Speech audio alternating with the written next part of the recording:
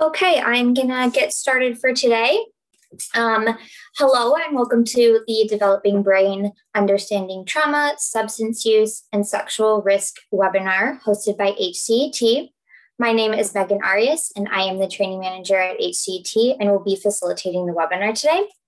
Let me briefly introduce you to healthcare education and training. So HCET's mission is to provide comprehensive program development, education, and training to improve reproductive and sexual health outcomes. And HCET is an organization of passionate people who are proactive in their belief that access to evidence-based, medically accurate reproductive and sexual health education, training, and care is a fundamental right. And for more information and to keep up to date with HCET's events, please be sure to follow HCET at these various social media platforms and visit our website. So now I'll quickly go over some housekeeping information. A link to complete an event evaluation will be sent to you in the chat at the end of this webinar, as well as following in an email format once the webinar concludes, and your feedback is greatly appreciated.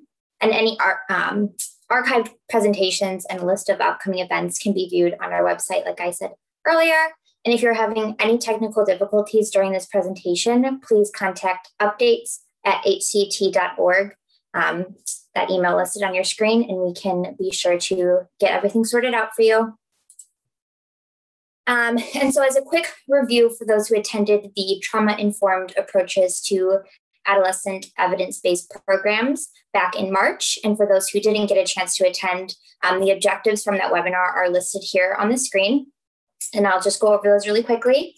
So we have the differences between trauma types, including physical, emotional, and what an adverse childhood experience is, how trauma affects the developing adolescent brain, and how this impacts decision-making and behaviors, situations that could lead to trauma reminders or triggers, the 6 components of trauma-informed approach, and strategies for applying trauma-informed approaches to adolescent evidence-based programs.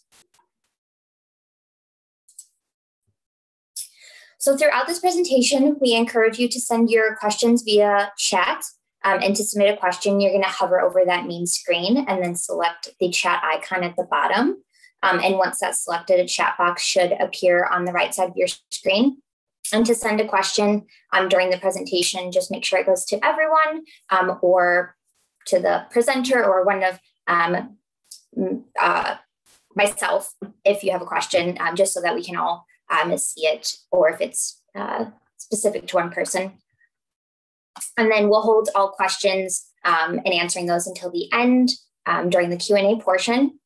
And this training is going to be an interactive training, and breakout rooms will be used at certain points throughout the training. So we encourage you to turn your cameras on and come off mute when that is appropriate. And so now I'd like to introduce our presenter for today's webinar, Padilla. Padilla has spent the past 15 plus years working for freedom in a variety of roles, including as a community organizer, domestic violence hotline operator, human trafficking researcher, elementary school teacher, HIV and HCV tester, harm reduction counselor, and sexual health training manager. As a detribalized indigenous settler on the Muskogee Creek land, they believe that true healing is only possible in a decolonizing world that centers Black liberation. So without further ado, I will be passing it over to our presenter.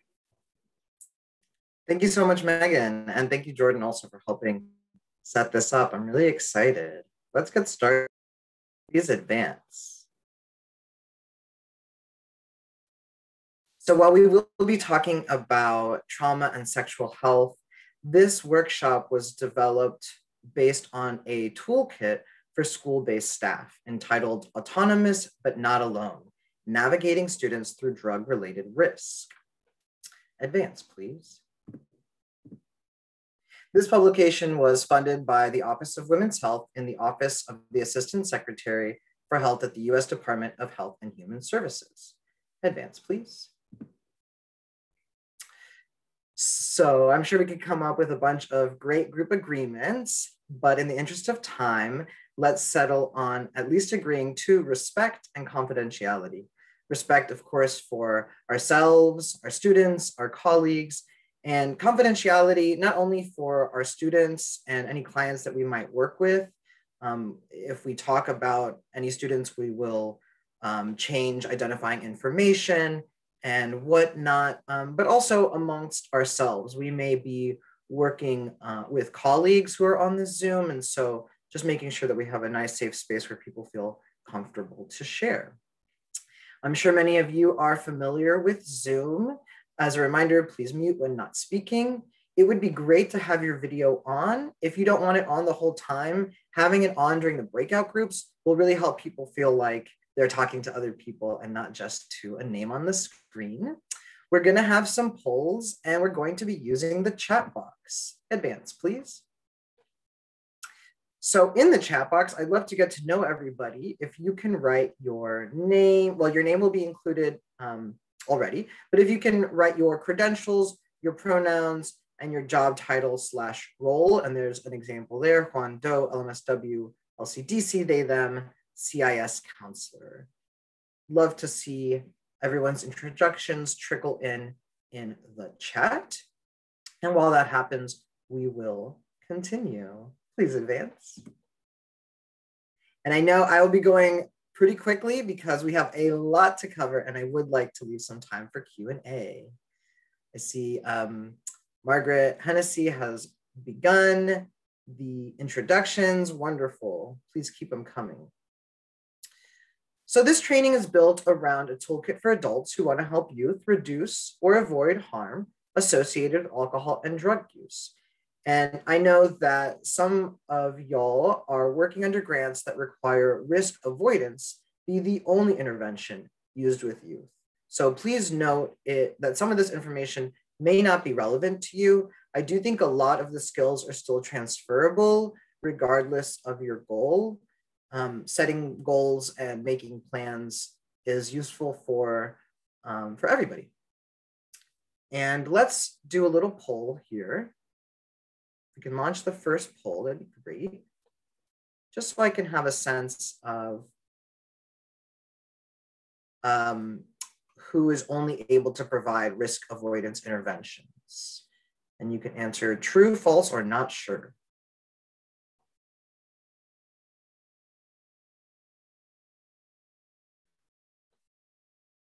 I see 40% of y'all have voted. Keep it coming.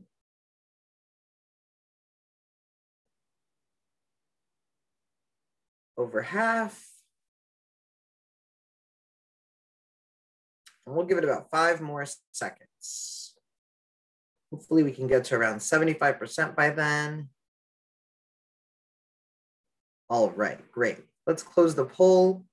Not everyone got to answer. It seems like most people aren't sure about their grant requirements, so it might be good to check on that. And if you are only able to provide risk avoidance, just note what you think may be useful for you. Thank you. Let's advance. So the agenda for today will include a review of motivational interviewing, and then we're going to go through the toolkit chronologically and have a little time for Q&A at the end. Please advance. Would anybody like to unmute and read our definition of motivational interviewing?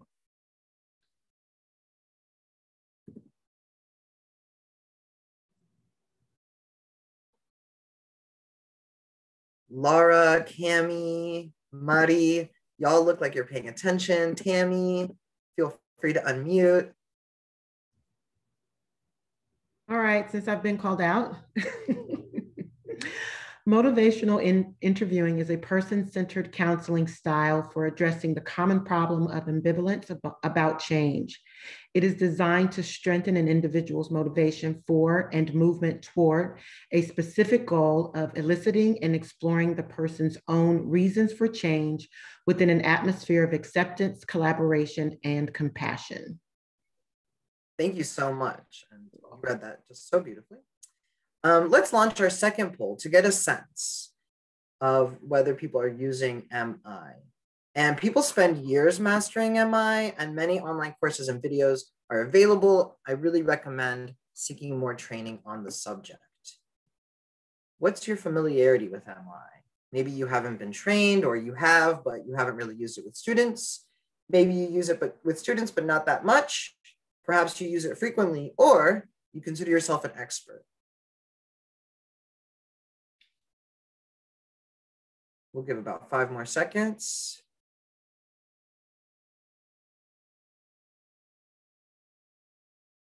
All right, let's close that poll.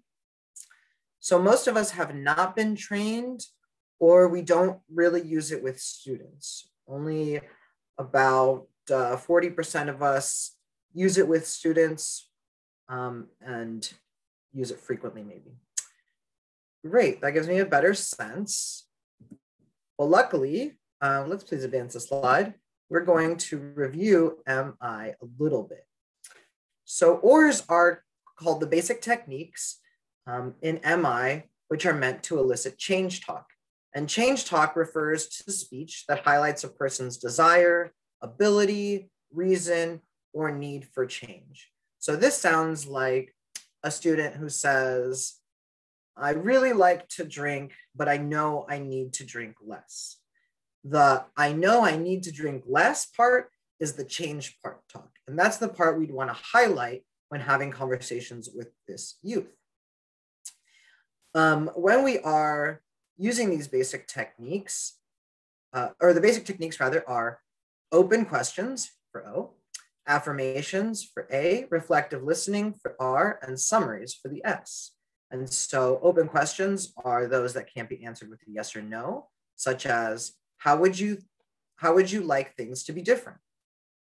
An affirmation lets the person know that they are on their way toward meeting their goal, or that they're doing something productive. So you could say something like, you handled yourself really well in that situation.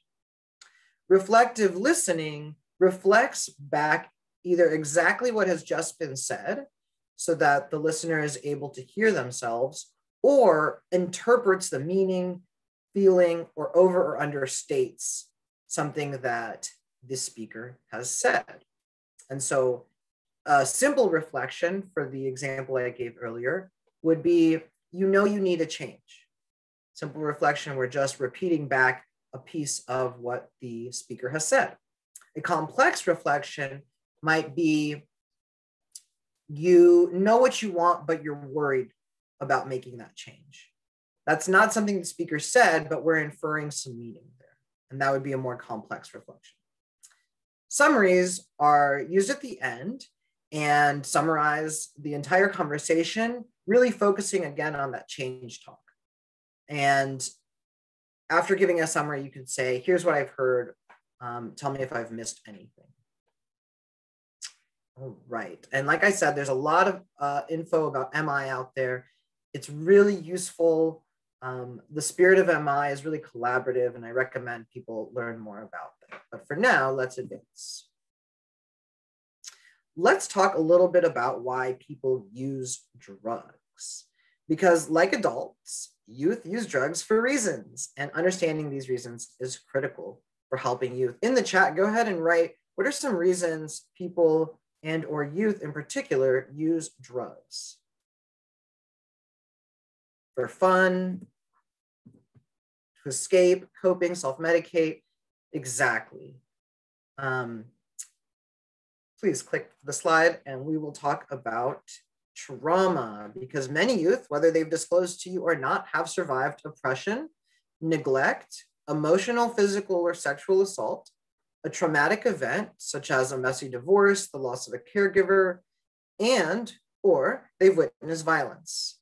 So self-medication is a logical, albeit not recommended, response. And we should be prepared to offer powerful and accessible alternatives if we are discouraging use. But that's not the only reason youth use drugs, as y'all have noticed. Please advance. We know that youth also use substances to fit in, to rebel, to experiment, as recreation. And these underlying causes may be easier to address. Let's do a poll.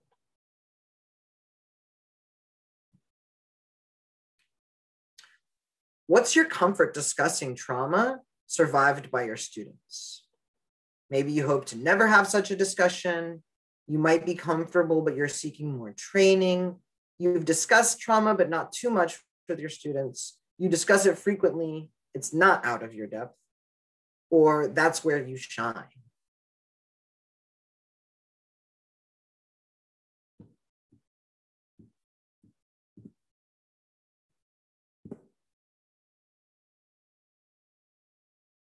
A little over half of y'all have voted. Let's give it 5 more seconds.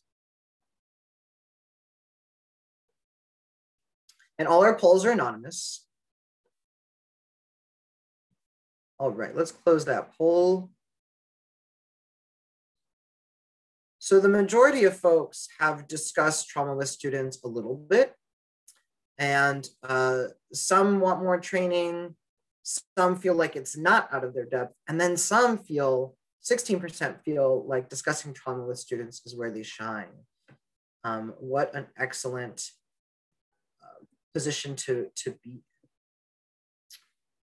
I feel like any discussion about drugs also necessitates a discussion about sexual health. Let's advance the next slide, please. So obviously drugs are known to decrease inhibitions, and people might not protect themselves in ways they otherwise would if they were sober. So that could look like getting in a car with a drunk driver, not having a plan for returning home, etc. Sexual health is a notable area where users may abandon caution when under the influence. Creating a plan for maintaining boundaries can be a very effective way to reduce harms associated with drugs and unprotected sex. This may include ways to avoid pregnancy and STIs, testing for STIs, treating, etc. Some youth may use drugs to enhance sex, while others use it to numb the experience. So if you are a young person who is in the sex trade, you may be using drugs to numb yourself during that experience. Or if you have survived childhood trauma, maybe you're in a loving relationship and you want to express your feelings through sex, but sex is painful for you. You don't have anyone to talk to about this, and it's easier to do if you get drunk first, right? And so drugs and sex intersect, and it's important to note the ways in which they do. And so, for example, for young men who sleep with men, an activity called chemsex, or party and play, where you use drugs particularly to enhance sex, may be seen as cultural or as initiation. I think it's also important to note that in the US, all minors who are engaged in sex work are considered victims of sex trafficking. However, a lot of diversion programs that exist are not trans inclusive, leaving trans youth who are overrepresented among youth who trade sex at a huge loss. And it's important to know about Romeo and Juliet laws where you are. And so, for example, in Texas, youth who are within 4 years of each other are protected from being criminalized as sex offenders. However, for gay and lesbian couples, they are not. So two gay boys who are 16, even though they are the same age, their parents can actually still bring charges against the other youth. It is, in my opinion, archaic, but important to know what the laws are in your state, also because I'm assuming everybody here is a mandated reporter. So good to know that information. Let's advance. We'll be talking about sexual health throughout. So let's start with the toolkit. Youth might not be independent, but they are autonomous, constantly making decisions away from adult supervision. Rather than instruct youth, each of whom is unique and in unique circumstances, we can help them help themselves by collaborating as a thought partner in reducing harm. guiding youth through a series of questions and offering reliable resources. This title implies that this toolkit is not designed to prevent drug use in the sense of other programs such as DARE, which often relied on fear tactics to try and achieve abstinence. Instead, we acknowledge that some youth will make choices to use a variety of drugs in a variety of ways, and we want to help mitigate risks. It's important to rely on the youth's expertise of their own lives and honor their ultimate autonomy. This toolkit won't answer every question or address every scenario or provide the magic solution to keep all students from using any drugs ever. It will, however, inspire a framework for thinking through your role and provide some sentence starters that can be adapted. Please advance. So this toolkit seeks to provide youth workers a general but fresh and effective method of approaching conversations that can be personalized to meet youth where they are at. Due to variations in school and district policy, as well as the diverse backgrounds and youth preferences, it's impossible to create a one-size-fits-all approach to addressing risk. Some youth will want candidness, and others will want a soft approach. Some will need general information, and others may desire specifics. Some will want to process emotionally, and others will want to stay in the intellectual. We want to offer all of these possibilities and honor the way youth are coming to us. Please advance. So part of what makes it impossible to create a one-size-fits-all guide is the fact that there are so many mediating factors.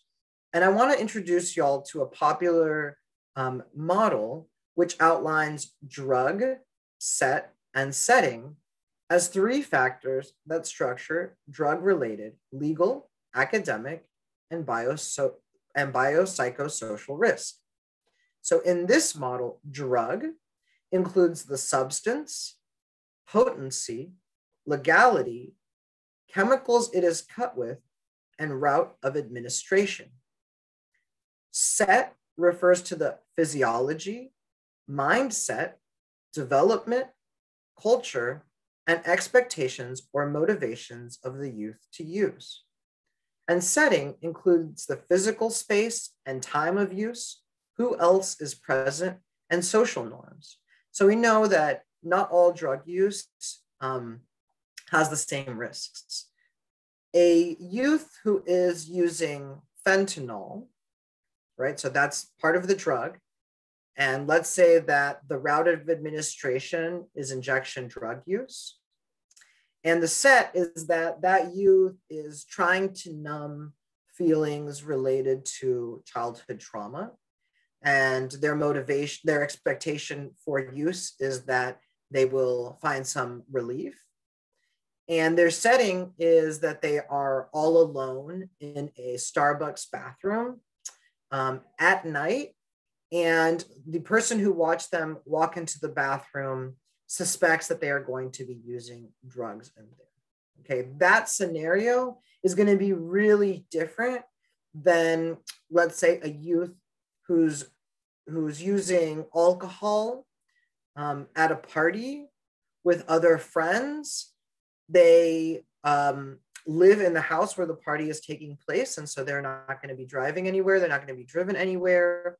And it's nighttime, but they're with it's a party with 5 or 6 people that they know and trust, and everyone is going to be spending the night, right? And so those are really different scenarios. It's not enough to know that one student is injecting fentanyl and one student is drinking, because drinking can lead to death, right? And so knowing just what drug students are using isn't going to give us the full picture. We want to really get a sense by mapping out the drug, the set, and the setting. Please advance. So let's talk a little bit about who this toolkit is geared toward by talking about the multi-tiered systems of support, MTSS framework, which outlines tiers of intervention, each accounting for the whole child. This toolkit aims to address tier 2, targeted interventions, doing that through conversations about the values, priorities, and underlying pain of youth. Whereas tier 1 might be, oh, let's go back to the, no worries, there we go. Whereas tier 1 might be the broad psychoeducation to all students, and tier 3 might be drug treatment plans for a student seeking abstinence. Tier 2 is ideal for students who drug use may be of concern, but which has not reached the level of necessitating treatment. A referral process is included at the end of this toolkit for students needing more intensive interventions. Let's launch the next poll.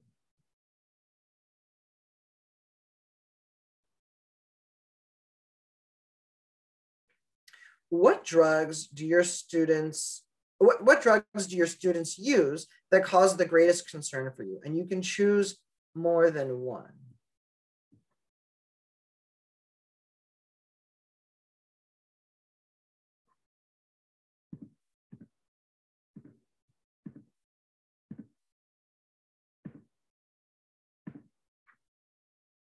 We have about 40 people have answered.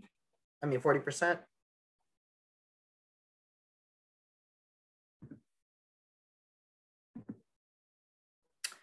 And there's a lot of polls in the beginning of this presentation and a lot of breakout groups in the sort of second half. All right, we'll give about 3 more seconds and we can close that poll. And if you wrote other, go ahead and write what drugs are concerning you in the chat. There are obviously many. So I noticed that psychedelics like mushrooms and acid are not of great concern. Alcohol, marijuana, opiates, and benzos seem to be the greatest concern for us. And so again, the drug themselves doesn't give us a full picture. We want to know the mindset and the setting as well. So marijuana, for example, we know that people cannot overdose when using marijuana. Opiates and alcohol, those are big problems. And benzos and alcohol, or benzodiazepines such as Xanax and alcohol, are the only 2 drugs that if somebody has become physically addicted to, it usually takes many, many years to reach that level of addiction. But if somebody has reached that level of addiction, it is very dangerous to go cold turkey. And so you can die, in fact, from going cold turkey if you've reached the level of addiction to benzos and alcohol, and you should be under the care of a doctor if you are going to be stopping those drugs. Many people feel like they're going to die if they go cold turkey from opiates, but your body won't actually die, unlike alcohol and benzos where you might. Most youth probably won't reach that level of addiction, but it's good to know that you can't just tell somebody to stop using and expect that to be the safest thing. Let's advance, please. So we encourage professionals to avoid prescribing courses of action or using fear to motivate youth. The goal is to allow students' priorities to drive the conversation, recognize what is working, help youth think ahead and develop their own plans, while remaining curious about what is leading youth to use and offering support. Please advance. So in setting the tone, rather than say something like, the police could lock you up if you keep down this path, we might acknowledge, for example, youth of color are more often stopped and frisked. And then asking, how do you keep yourself safe? Please advance. So community-based organizations serving as partners on school campuses must comply with district policy. You need to know the district's policies regarding school health and mental health and discipline as they pertain to student substance use, as well as campus practices for complying with those policies. Some campuses may rely on their partners to address challenging issues with youth as a mechanism for helping youth with violating district policy. For example, communities and schools is often used this way. Compliance with policies can be a challenge when operating from a harm reduction approach because it recognizes youth autonomy in decision-making. and seeks to reduce riskier choices, even though most school-age youth are not legally independent. Many of these challenges center on issues of legal consent and confidentiality. It may also be challenging to understand who is a provider under your state statutes. So I suggest looking at those policies, and I have resources for Texas where I work, but I know that there are folks coming in from other states, so I won't drop those in the chat. Advance, please. So this toolkit will suggest a series of questions or scripts that you'll see in these usually blue or orange text bubbles, and that can be adapted for your own students. And so we are going to have a breakout room in 1 second where you will be using this language. So see if you can kind of try and memorize the general gist. Taking as our starting point that the relationships developed with youth are more important than knowing all the right things to say, we encourage professionals to build genuine trust and rapport. Transparency and dependability are the cornerstones of such a relationship. So it's imperative that confidentiality and its limitations be explained upfront and in plain language to youth. When youth unknowingly disclose information that an adult is mandated to report and unintended consequences follow, relationships with that student, as well as with their peers, can be severed for years. At the same time, it's important to make space for young people who are divulging situations in search of outside and immediate help. Check the youth's understanding of these issues. And so checking understanding can look like saying, can you give me some examples of things I need to report? And in fact, in the chat, I have dropped this text bubble so that you may copy and paste. Because what we're going to do now, well, let's keep looking at this example. Let's advance, please. Before we get into breakout groups, I wanted to say that one way to check youth's understanding can also be through role play. You can also suggest using hypothetical situations or encouraging the youth to talk about situations with friends or others. All of these ways enable the youth to seek and obtain information they need to reduce potential harm without disclosing information that must be reported. Certainly, if the youth does disclose information that must be reported, do so. Making sure that youth understand what must be disclosed early in the relationship empowers them to determine when to disclose such information, and when they do disclose, it may be better understood as a plea for help instead of us being confused about really what youth are trying to achieve.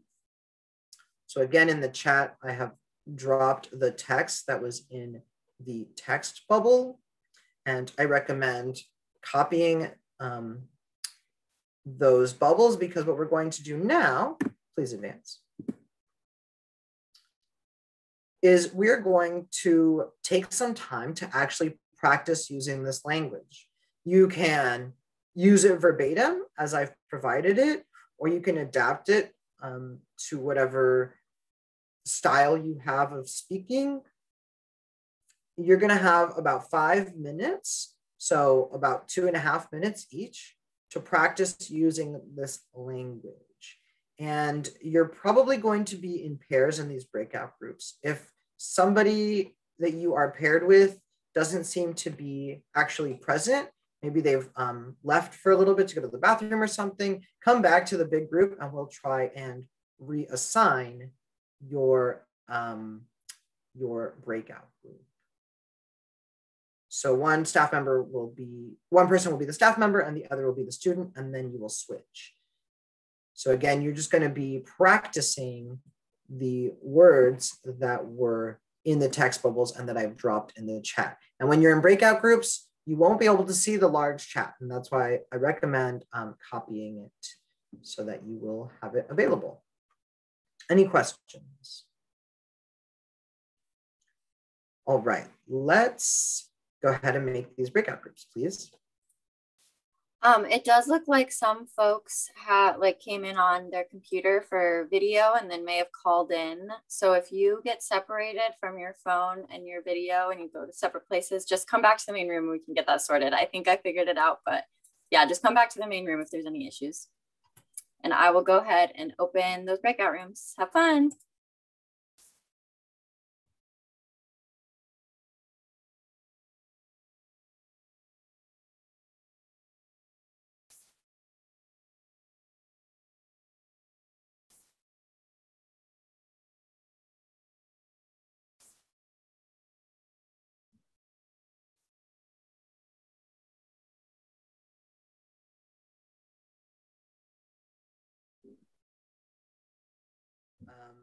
Catherine, Cami, are y'all having difficulty? Dina?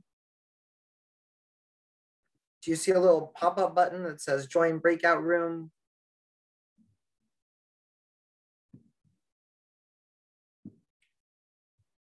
All right, well, I see that in room 7, Cynthia Jasper seems to be alone.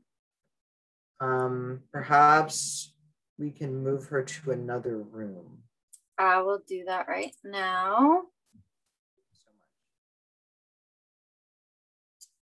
Oh, and I see that Cami is one of those people who has a separate. Oh, and now Dina entered room 7. So just as you did that, I messed it up for you. I'm sorry. Maybe put her in room 9. Good eye. Okay. I'm sorry, my other person or my partner was not there. So I came back to the main room. Okay. Let me get you sorted here. That was Haley that said that, correct? Yeah. Okay. I'm gonna go ahead and put you back in room 9. You'll be a group of 3. It looks like there's 2 folks in there. Works for me. Make sure there's no group of, oh, wait a second. We do have one group or one room that has 1 person. So I'll put you in room 12. Okay, thanks. Oh. That was me. I just came back because I was by myself. You're good. I'll put you back. Okay, thank you.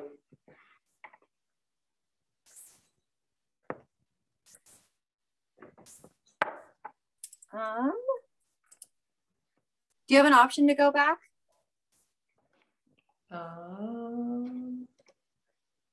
Oh, yes, I can. Yep. Okay, perfect.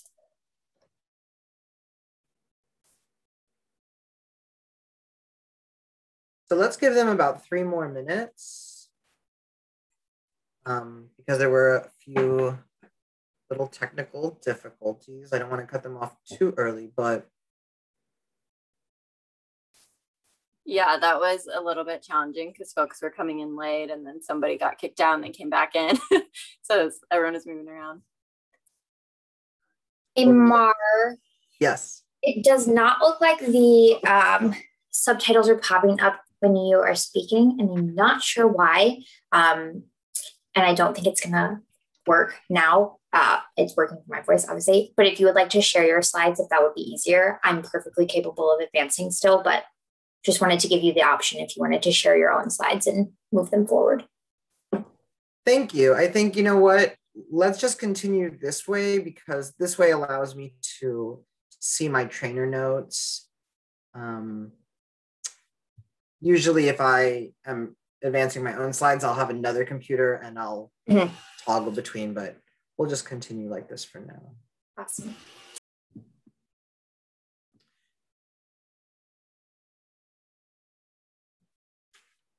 Are you having technical difficulties, Dina, or was your group already done?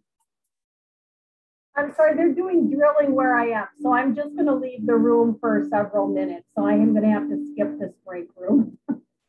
Okay, thanks for letting us know. Sorry. It's okay. Does that leave Dina's partner alone or? Yes, it does. I will move them. I'm going to join in and tell them that I'm going to move them. Hi there. I heard your partner was having to leave. I can move you into another breakout room if you would like. Does that work?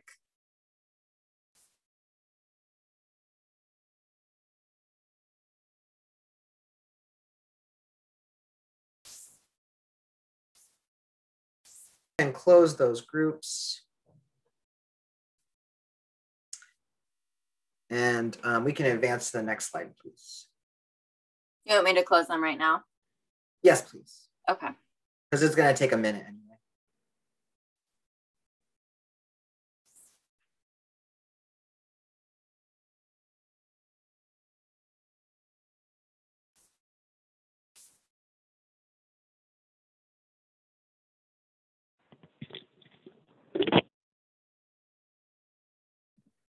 Welcome back.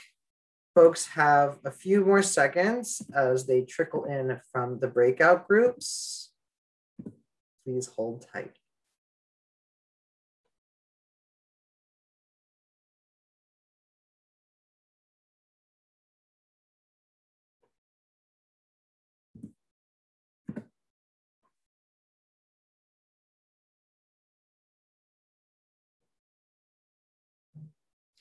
So we just have about 10 more seconds before everybody is back from the breakout groups.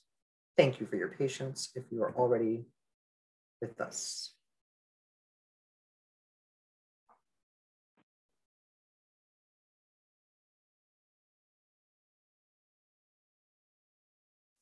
Alrighty, I think we are all back from the breakout groups. In the chat, I'd love to know how that went. And that can be about the process. Perhaps you were in a group, nobody was talking and you were frustrated, or perhaps it's about the content. You know, you really enjoyed practicing, or you hated it, or you were confused. Let us know how it went in the chat. And we are going to continue. So when we think about reducing harm, we want to think about what some of the most harmful situations are for youth when they're using drugs. Driving is without a doubt one of the most dangerous, because crashes are the leading cause of teen death. And on the screen are 8 primary precursors. We might ask ourselves, what does trauma have to do with this scenario? And you can put it in the chat. I'm glad that most of you all had a good experience with the breakout groups, because we are going to do a couple more of those. Risk-taking. Great, and you can continue to put in the chat also how the breakout groups went. But I'd also love to know, what does trauma have to do with riding and driving?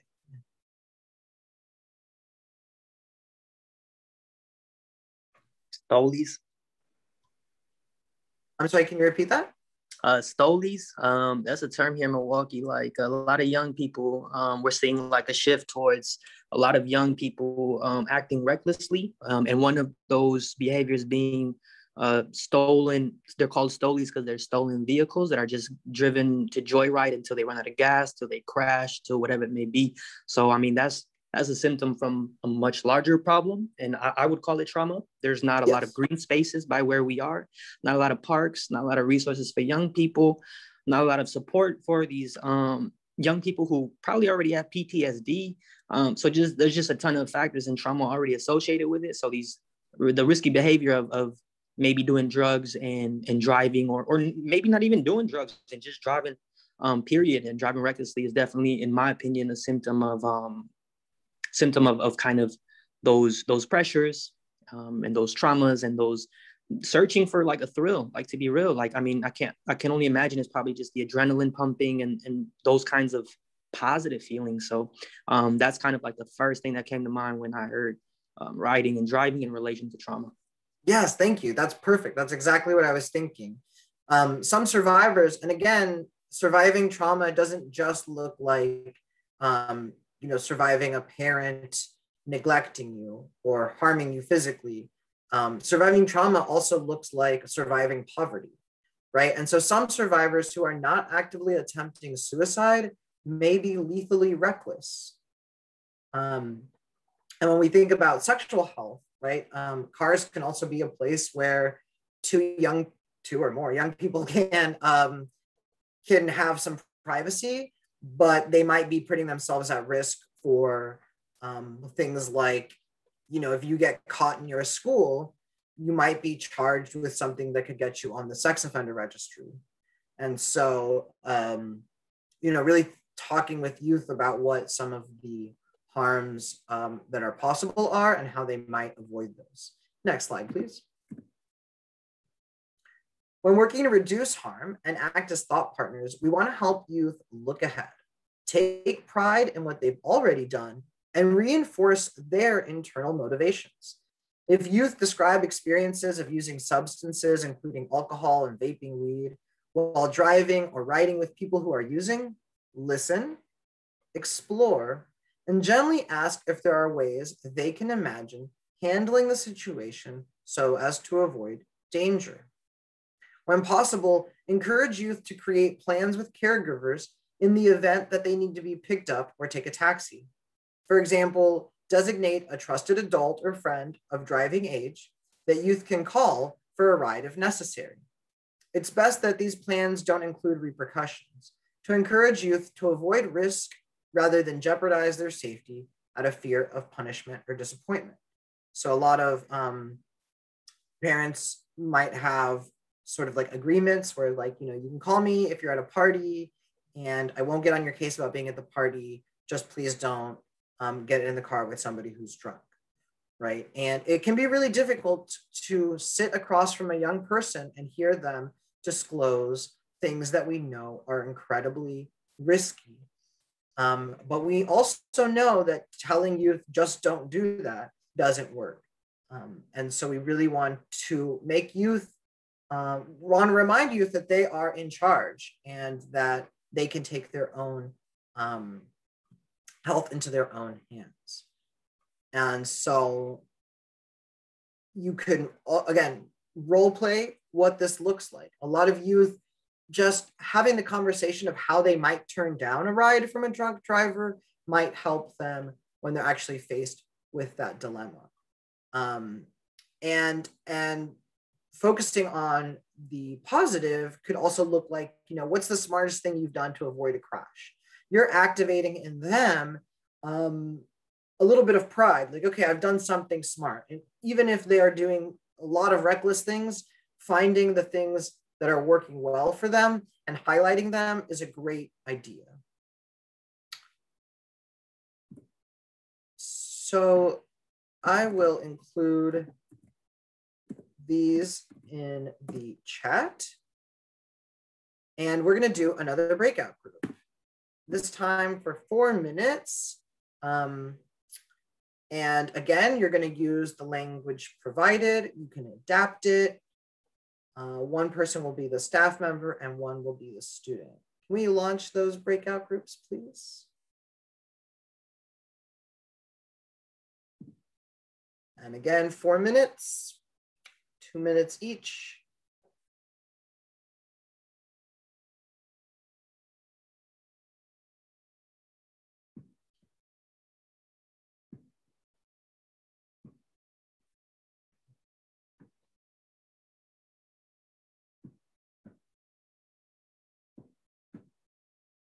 I see room 3. Okay. JB Jork or J Bjork, are you having issues? I think room 7 and room 10 seem, and room 11 seem to only have one person each. Okay, looks like room 7 got sorted. I'll go ahead and put the person who's alone in room 10 in room 11. And you might want to just put everybody in this, all 4 of those people in the same room in case. That's a good idea.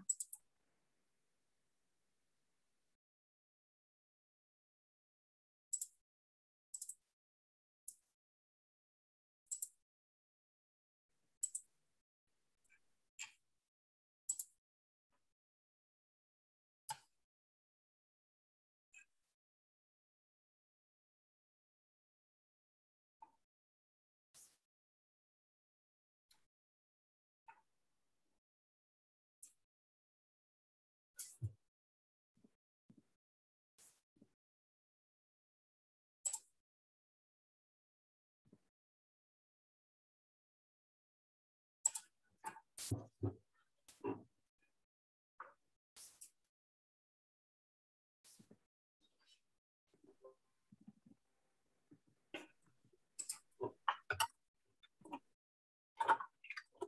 we can skip the next slide and go straight to youth worried for a friend.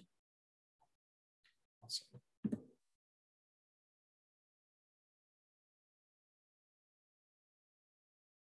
And maybe we can give them like a 1-minute warning and call them back at 52.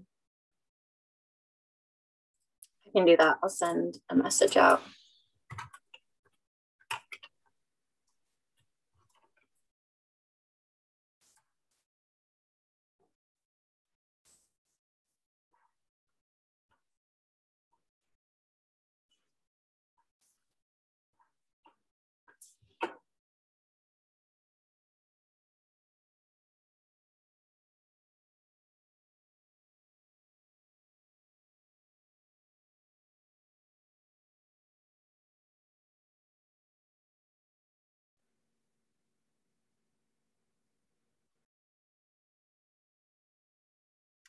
And did you set the breakout rooms to be 4 minutes or 5 minutes? I did 5 minutes. Okay, great. But That's okay. Close them early as well.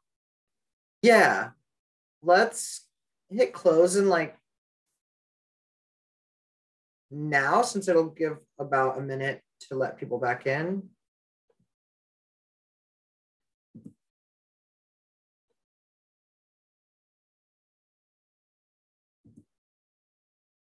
How many minutes do you want for the next one?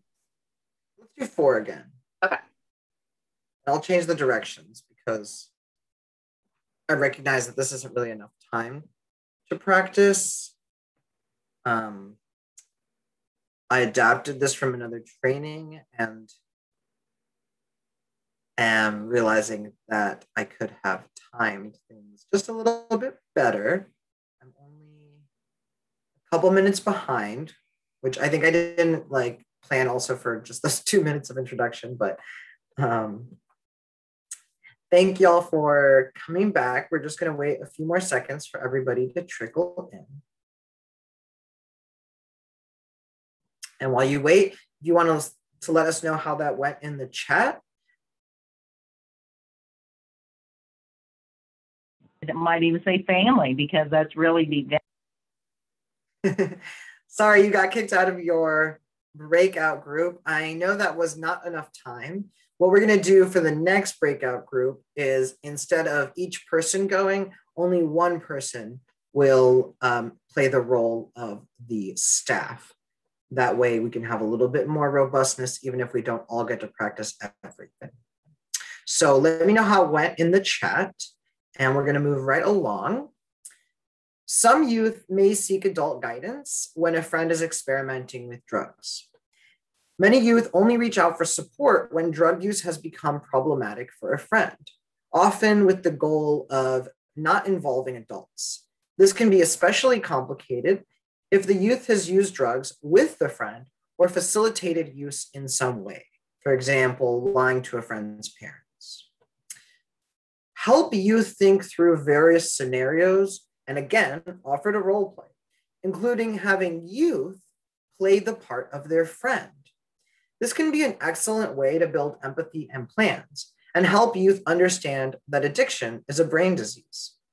If this is a romantic relationship, encourage youth to determine their bottom lines for comfort and to script ways to bow out of situations that feel unsafe. These can include a go-to phrase, I always recommend blaming a parent, or a plan to leave after a red flag. If youth have been introduced to substances by a partner, they may fear the loss of a relationship because it's just what they do together. Help explore underlying fears and build their confidence to assert their needs and desires.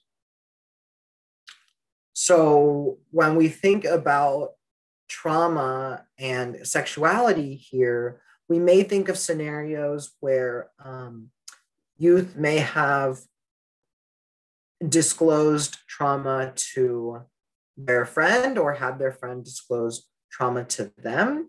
And it's it can be difficult for a youth to tell an adult they're worried for their friend because they may feel like they need to keep the trauma that has been disclosed to them a secret. And so being really trauma informed can help set up relationships in which youth know that the confidentiality will be protected, or if it cannot be protected because we're mandated reporters, making sure that youth know what those limits are so that they can talk maybe in the third person or in some way address it. And obviously when we're thinking about sexual health, this becomes particularly salient if we are talking with youth who are in romantic relationships where they're worried for their partner. Let's please advance. One excellent way to help youth discuss these issues with their friends is to teach them some of the MI skills we want to use with them. And so we can tell them, what this looks like: listening without interrupting, summing up what has been heard, and then also trying these sentence starters like, am I right that you're feeling, or on the one hand, this, and on the other hand, that. What do you need? How can I help? So reminding students that just as they wouldn't expect someone with cancer to be able to heal without a doctor's help, the right treatment and support from their family and friends, that they can't expect their friend to heal alone. Please advance. And so youth may also benefit from being taught to read nonverbal cues from friends, to use I statements, to not get defensive, to be patient. So sometimes we're actually not necessarily just counseling around drug use or sex, but teaching youth how to engage with each other, right, in respectful ways that are going to be productive. It's really important that we acknowledge the positives youth find in using substances. And this could be, really like, what? Why would we at all ever ask about the positives? But by only focusing on the negatives, we show we can't empathize and we can't see the whole picture. So we might begin with the question, how do drugs help your friend? And then use other motivational interviewing techniques like amplified reflections, where we reflect what they say, but in a bigger way. So it might sound like, drugs have only ever helped your friend.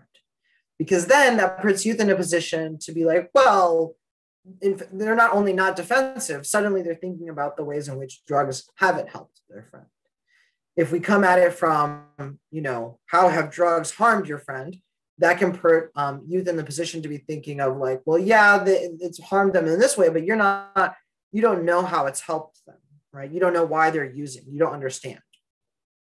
What does trauma have to do with this scenario? You can unmute, you can put it in the chat.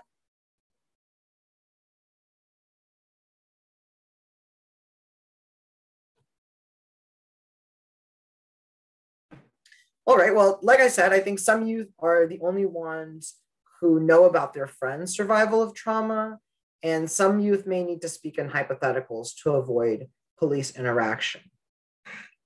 We are going to have another breakout group. In the chat, I've dropped some of the questions that you might use with students. Again, this time, you will not be switching. Only one person will play the counselor or the adult, and only one person will play the student, so as to give you some more time. Let's open those breakout groups.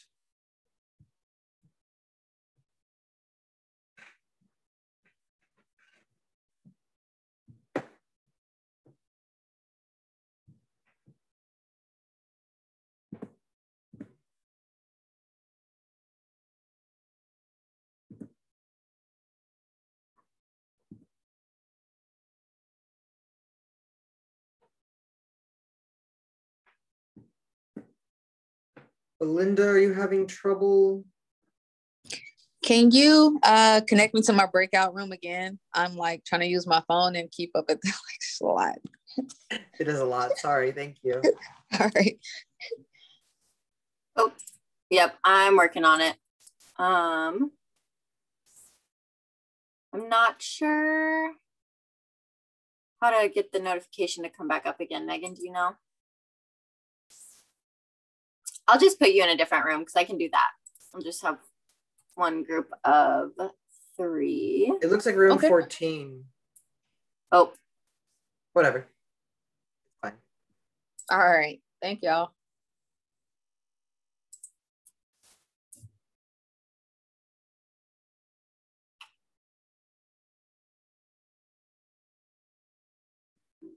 It looks like room 14 got resolved. Then. So room 10 and 11. Oh, maybe we should do groups of 3. I think we only have like one more breakout group anyway, but sorry that these breakout groups have gotten so complicated. No worries. Maybe I should have tried to just keep people done the same ones. It's a learning process. I think we're all building the plane as we fly. So we can advance to slide 28, conflicts. Thank you. So next time, groups of 3. How long?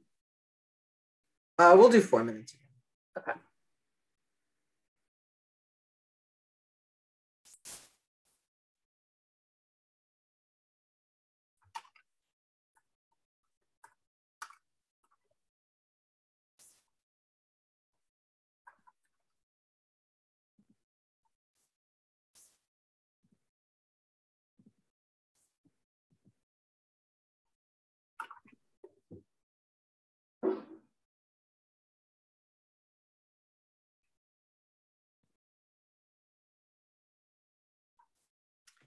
And are you all getting any questions?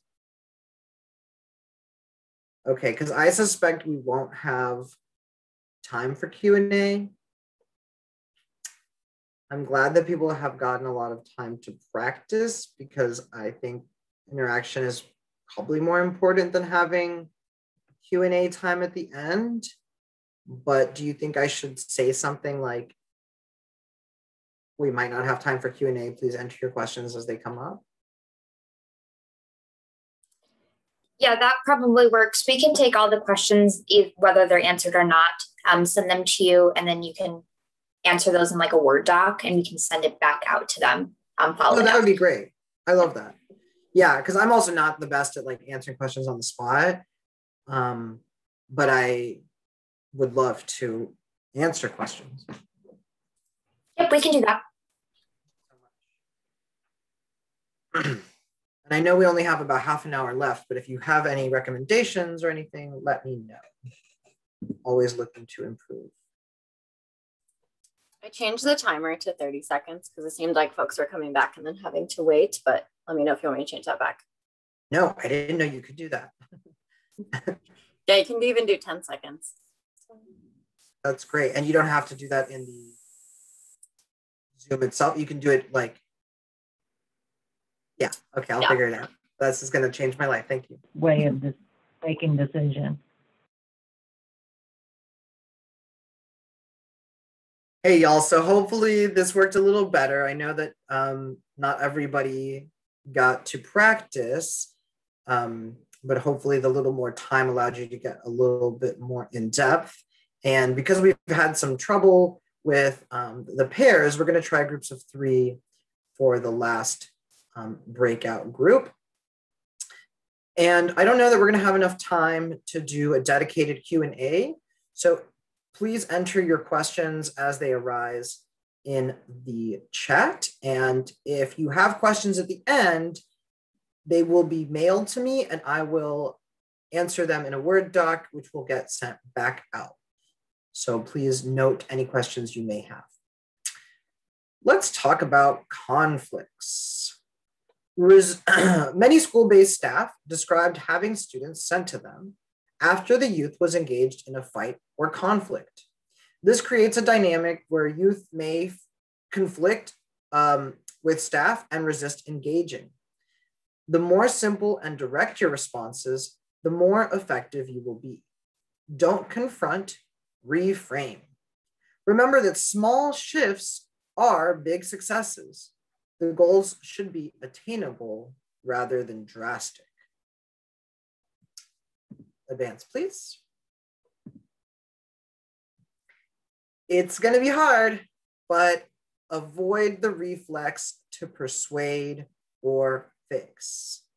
We don't want to hear the sentence, you shouldn't or you can't.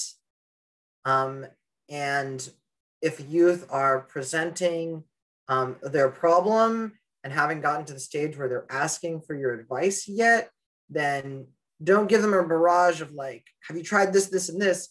Ask what they've already tried and what they think they should or can't do. And I'd love to know in the chat how y'all manage that reflex, because I know having done harm reduction work with mostly with adults, but also a little bit with youth, it can be really hard not to say, don't do that. And so how do y'all manage that? Please advance. So if you're met with resistance, respect and roll with it. Apologize as necessary. This can be a great way to model or develop a corrective emotional relationship. Youth may not have experienced apologies from adults or figures with power. And I recommend reading the rest of the list. I hate when people just read the slides out loud. So I want to ask instead, what does trauma have to do with this scenario? You can unmute, you can chat.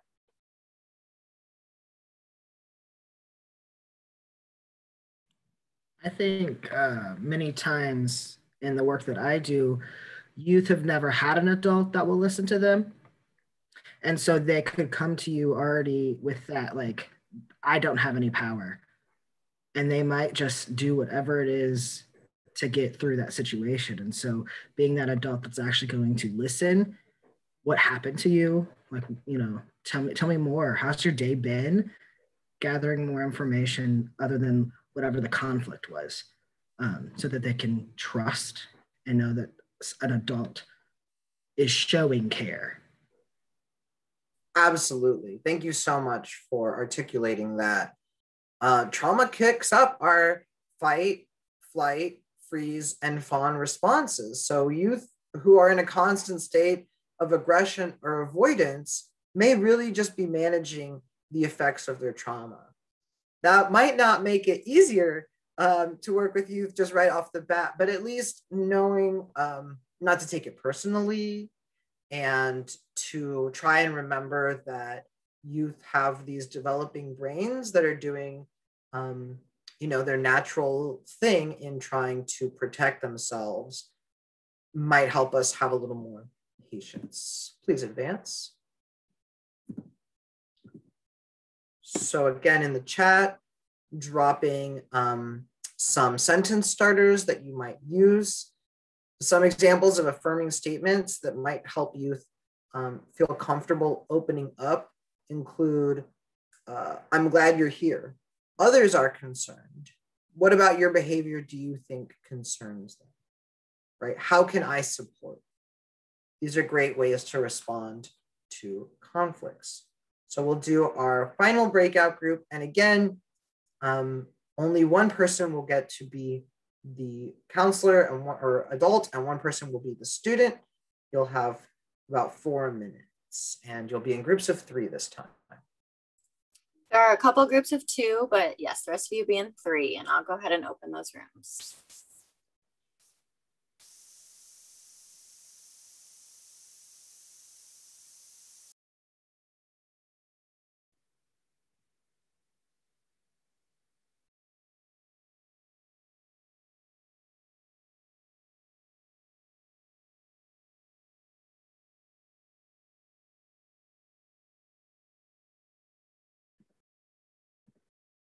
So in the interest of time, let's skip slide number 35, the breakout practice number 5.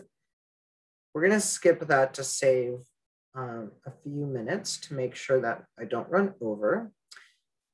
And I told everyone this was the final one anyway, so they shouldn't be expecting to practice for that. We can talk a little bit more. Is this the slide you want to be on? Yes, thank you so much. Perfect. Exactly.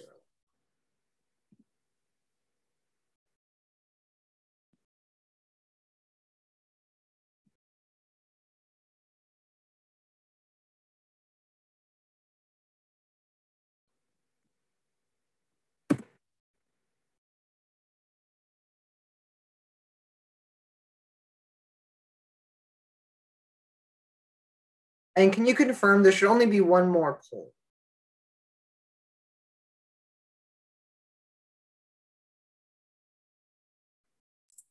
That is correct, on slide 39.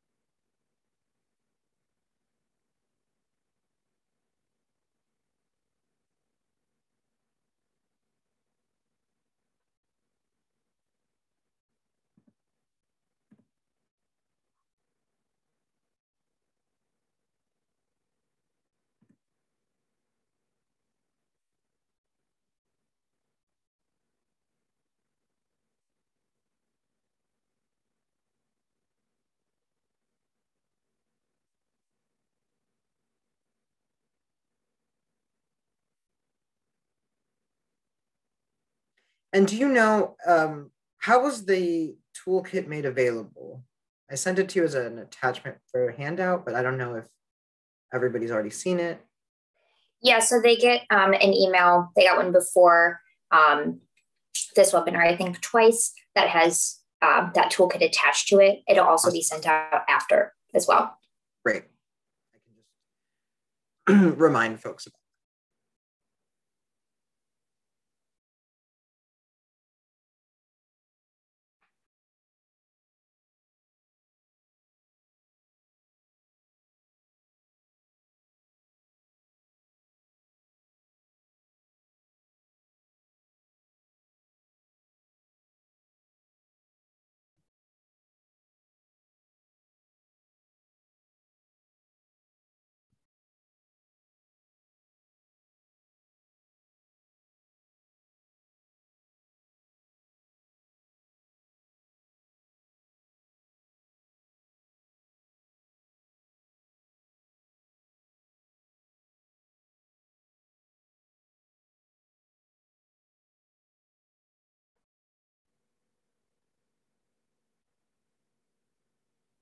If she just, I don't know. Sorry to keep cutting y'all's discussions short. There's so much I wanted to cover and not enough time. And I should also mention that when you're, a lot of the sentence starters that were provided can also work for conversations around sexual health, right? I'm glad you're here. Others are concerned. What about your behavior do you think concerns them? And then affirming them, I can understand why you've been making these choices. It seems like you're working to find ways to cope and feel better. What are payoffs and downsides? These are applicable to sexual health conversations as well. Related to having conflict with youth when discussing drugs and sex, is engaging reluctant youth. One way that youth reluctance shows up is youth coming into these conversations under the influence. And so if a student is severely impaired, it may be necessary to ensure safety with caregivers, or if they're too impaired to carry on meaningful conversation, it's better to reschedule than try to make sense of a chemically induced session. What does trauma have to do with the scenario? Why might youth come to discuss these things with us under the influence? You can unmute or put it in the chat.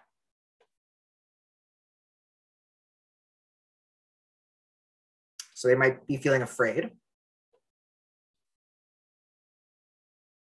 As a coping mechanism, because it might be a challenging situation, it might make it easier to have the conversation. Absolutely. And so if a youth is thinking about, maybe getting high has started causing them problems and they want to go and talk to you about it, well, they're thinking about getting high, right? They're literally thinking about what they want to talk about, and that's getting high. And that just thinking about it can be a trigger. And it might be like, well, now that I'm thinking about trying to cut back or quit, now I'm really activated and I want to use. It might even be like, I'm going to have this conversation. It's a hard conversation. Maybe you were talking about trauma the last time you met, and they're like, wow, if I'm going to do that again, I have to do that high, right? And so make judgments about how to proceed based on school and district policy, but also your gut feeling about things, right? So trauma can severely affect a youth's ability to trust, and a corrective relationship begins with establishing trust. Please advance. In talking with parents, with consent if needed, it's important to maintain a balanced and non-judgmental tone. When you have concerns about a young person's safety or functioning due to substances, it's essential to provide support to the family system. It's best to have parents share their observations and concerns rather than you starting with your concerns. Remember that families may have complex relationships with substances and that they may or may not choose to utilize your help.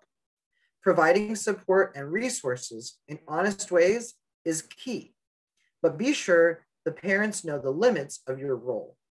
Consider free resources such as text or phone counseling. Advance, please.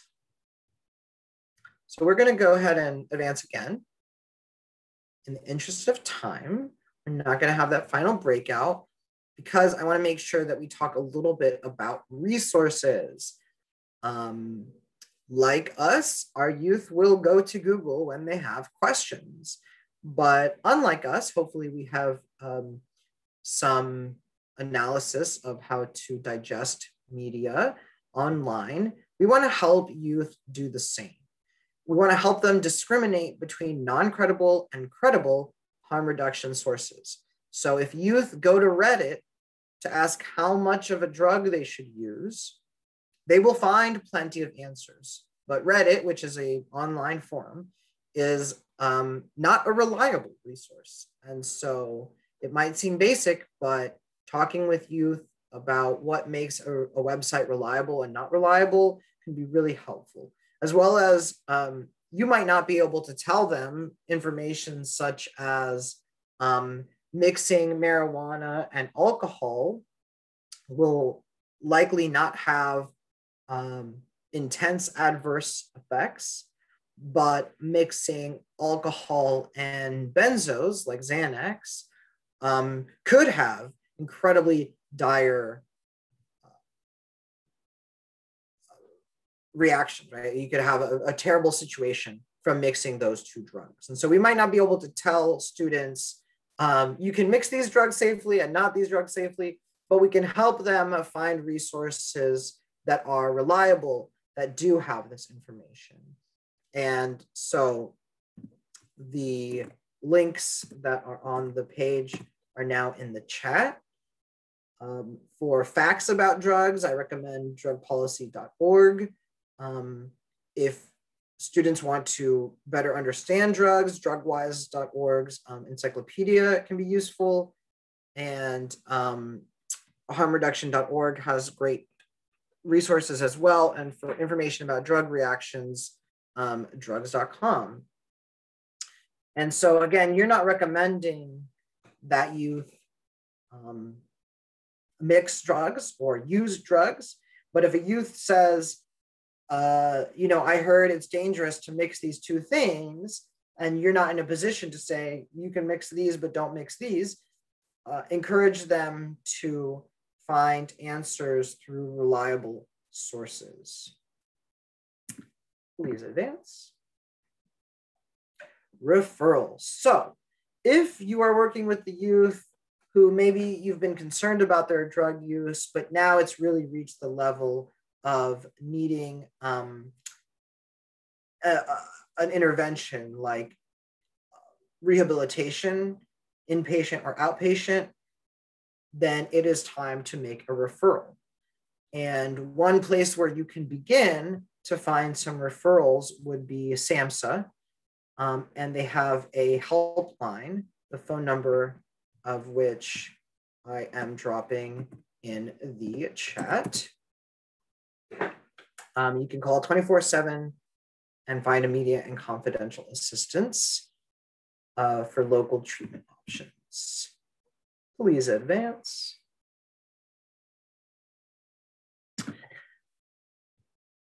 Not all schools are going to have or be able to have naloxone, but naloxone is a drug that can be administered to prevent an opiate-related overdose. So if youth use, for example, heroin on school grounds, maybe in a bathroom, and are overdosing, if the school has naloxone, it can be either injected or it depends on the kind you have, or it can be used in the nose, and it will reverse the effects of the opiates, saving the life of the student. Knowing where people can get naloxone is also really important. If you have youth who are using opiates, this can be an incredibly life-saving tool.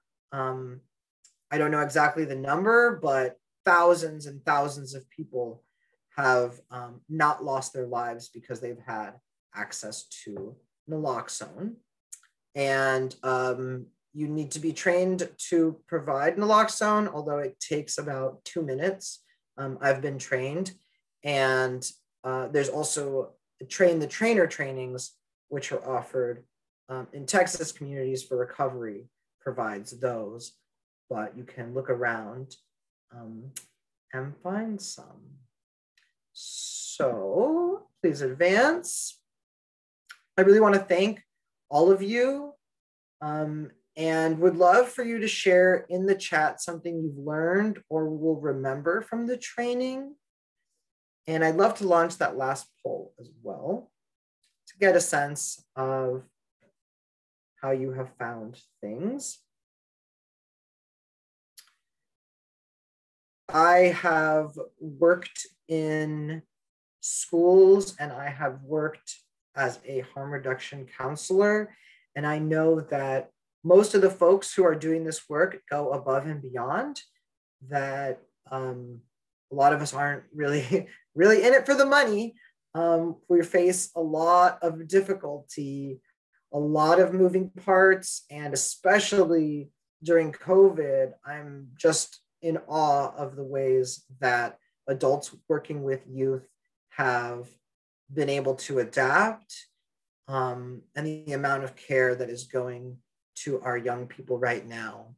So really, truly thank you for all of your hard work and your interests. As a reminder, this toolkit has been sent out in an email, and you will get another email with the toolkit again attached in case you missed the first. I think there were 2 sent ahead of this. So look out for the toolkit. There are a few things that we didn't get to cover today. I'm really glad to see that the breakout rooms were helpful, even though I know they were a little bit messy and quick, and glad to see that the scripts are golden. About 82% of y'all have answered. Would love to know. Right, so it seems like most people found it very helpful, somewhat helpful, nearly perfect.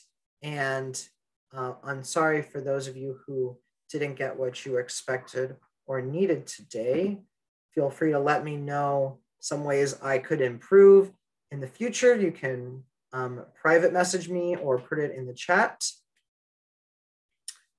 And we have a few more minutes. So I would also love, we can go ahead and advance to the next slide and spend the last 3 minutes doing a little Q&A.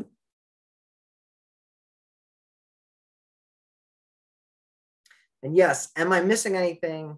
I have found to be a really useful way to end conversations.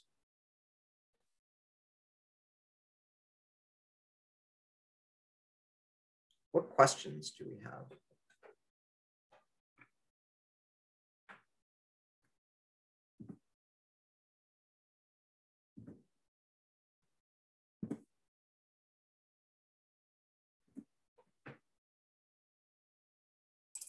Also, if folks are more comfortable, you can send either myself, Megan, or Mara a private message if you'd like your question to be answered anonymously.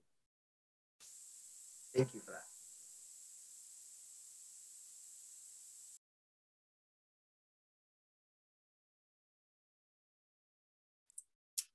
Hey, Cynthia, I see your question. You will get the slides. They were in the event details email that we sent out, and we will also send them out following this webinar.